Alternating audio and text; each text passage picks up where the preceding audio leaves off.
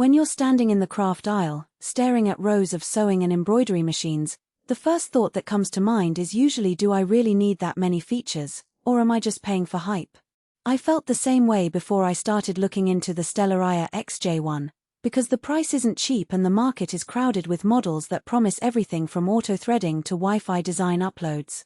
The real question is whether the XJ1 actually delivers the value you need for the projects you have, without turning your hobby into a constant learning curve. Link is in the description if you want to check the product details on Amazon. I began by thinking about the 3 biggest concerns anyone faces when buying a machine like this. First, will the embroidery area be big enough so I'm not constantly rehooping? Second, can I actually see my design clearly while I'm working, especially if I'm using a larger hoop? And third, does the machine give me enough flexibility to handle both sewing and embroidery without feeling like a compromise? Those are the kind of practical questions that keep you up at night, because a misstep here can mean months of frustration, wasted thread, and a stack of half-finished projects. The Stellaire XJ1 tries to answer those concerns head-on. Its biggest selling point is the 9.5 by 14-inch embroidery area. In the real world, that translates to being able to stitch a full-size monogram on a shirt pocket, a larger decorative motif on a quilt block, or a multi-piece patch without having to stop halfway, remove the hoop, reposition, and stitch again. I've seen hobbyists talk about rehooping as a necessary evil, but with an area that size, you're essentially eliminating that step for most medium-sized designs. For someone who regularly makes gifts or small-batch merchandise, that time saved adds up quickly. Visibility is another practical hurdle. The XJ1 comes with a 10.1-inch high-definition LCD screen that shows your design in crisp detail.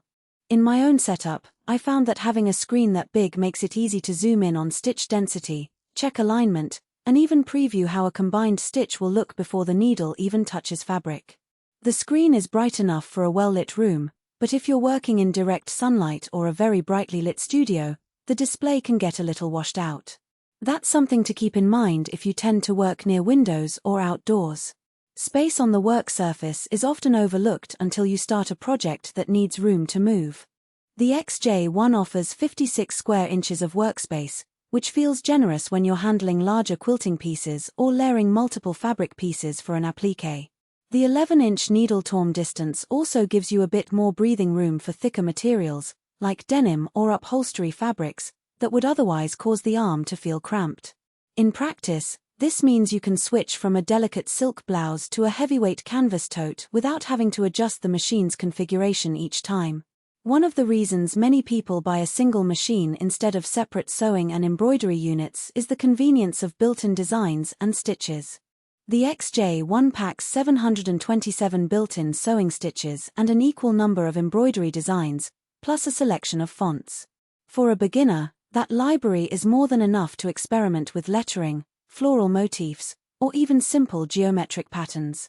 The real power comes when you start combining those stitches. The machine lets you layer a decorative stitch over a basic seam stitch, creating a custom look that would otherwise require manual stitching after the fact. In a recent test, I combined a decorative satin stitch with a basic straight stitch to reinforce the seam while adding a subtle texture. The result was both functional and aesthetically pleasing, all done in a single pass. That said, the XJ1 isn't a universal solution for every maker.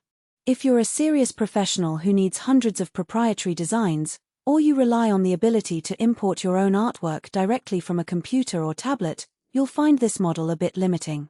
There's no mention of wireless or USB design import, so you're essentially locked into the factory-provided library unless you're willing to purchase additional accessories or use a separate embroidery software that can interface with the machine via a memory card, something the current spec sheet doesn't confirm.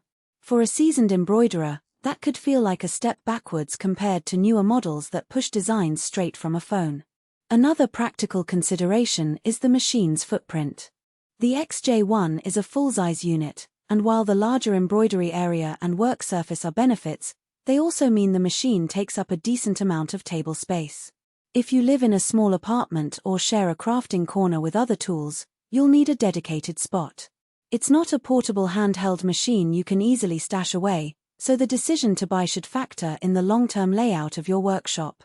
Maintenance is something every sewing enthusiast eventually learns to love or at least tolerate.